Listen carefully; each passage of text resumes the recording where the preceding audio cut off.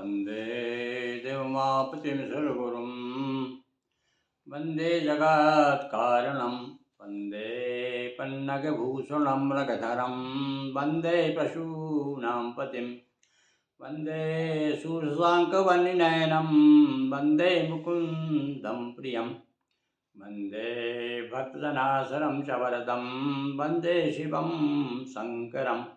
ओम नमः शिवाय। भगवान शिव के परम भक्तों, बहुत दिनों से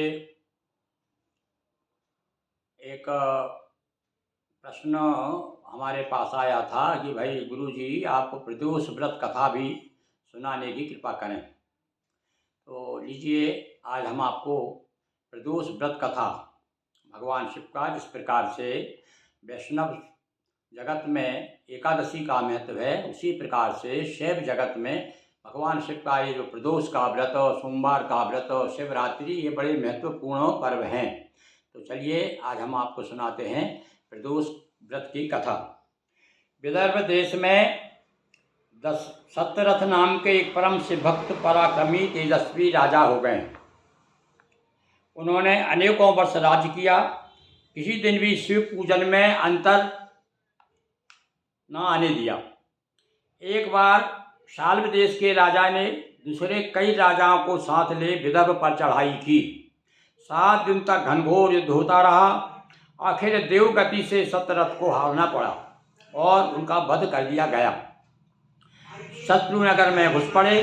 रानी को जब यह समाचार मालूम हुआ तो वह भी चुपके से महल से निकल पड़ी और उसने जंगल का रास्ता लिया।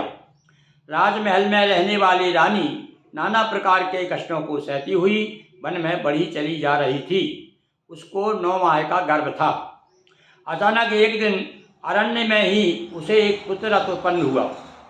बच्चों को वहीं अकेला छोड़ करके वह प्यास के मारे पानी के लिए वन में एक सरोवर के पास में गई और वहाँ एक मगर ने उसे निगल लिया। उसी समय उमा नाम की एक ब्राह्मणी विधवा अपने 1 वर्ष के बालक को गोद में लिए उसी रास्ते से होकर के निकली। उसे बिना नाल कटे हुए इस बच्चे को देखा तो बड़ा आश्चर्य हुआ। सोचने लगी कि यदि इस बच्चे को अपने घर ले जाऊं तो लोग मेरा उपहास करेंगे और न ले जाऊं तो इसे बेचारा इसे जंगल के पशु जो है खा जाएंगे। इसी समय सन्यासी के रूप में भगवान शंकर जी आ गए और प्रकट हो गए। विधवा से कहने लगे, इस बच्चे को तू अपने घर ले जा, यह राजपुत्र है। अपने पुत्र के समान ही इसकी रक्षा करना, लोगों में इस बात को प्रकट नहीं करना, इससे तेरे भाग्य का उदय होगा। इतना कहकर के शिव जी अंतर्ध्यान हो गए।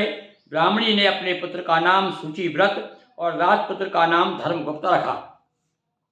वह विधवा दोनों को साथ ले उस बच्चे के माता पिता को ढूंढने लगी। ढूंढते ढूंढते शांडिल्य ऋषि के आश्रम में पहुंची। ऋषि ने बताया कि राजा सत्यरथ का देहांत हो गया है और पूर्व जन्म में प्रदोष व्रत को अधूरा छोड़ने के कारण उसकी गति हुई है। ये देखिए, सब बता दिया शांडिल्य ऋषि ने कि प्रदोष का व्रत उसने खंडित कर दिया था, अधूरा किया था। रानी ने पूर्व जन्म में अपनी सौत को मारा था, इससे इस जन्म में मगर के रूप में उसने बदला लिया। वो जो मगर ने उसको खा गई थी ना, तो मगर उसकी सौत थी पूर्व जन्म की। ब्राह्मणी ने दोनों बच्चों को ऋषि के पैरों पर डाल दिया। ऋषि ने उन्हें शिव पंचाक्षरी मंत्र देकर के प्रदोष व्रत करने का उपदेश दिया। इसके बाद उन्होंने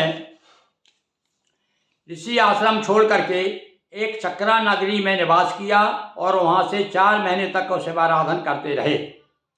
देवात एक दिन धर्मगुप्त को नदी के तीर पर खेलते समय एक असर्पियों से भरा हुआ स्वर्ण कलश मिला।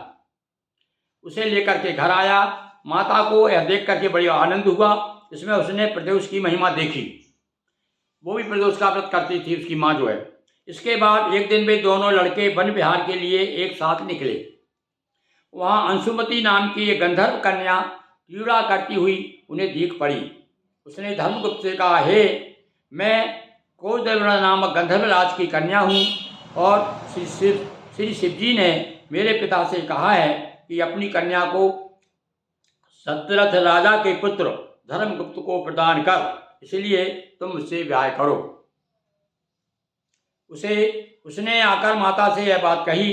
ब्राह्मणी ने इसे शिव पूजा का फल माना, शांडिल्य मुनि का आशीर्वाद समझा।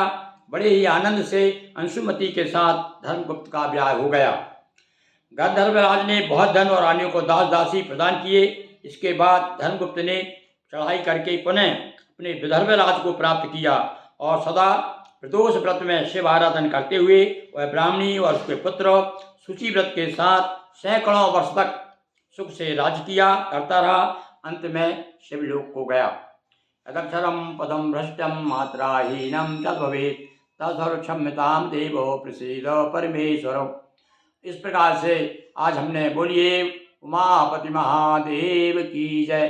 भगवान शिव का प्रदोष का व्रत, जो भी प्रदोष का व्रत करते हैं उन्हें भगवान की कथा, प्रदोष व्रत की कथा जरूर सुनना चाहिए। बहुत बहुत ओम नमः शिवाय।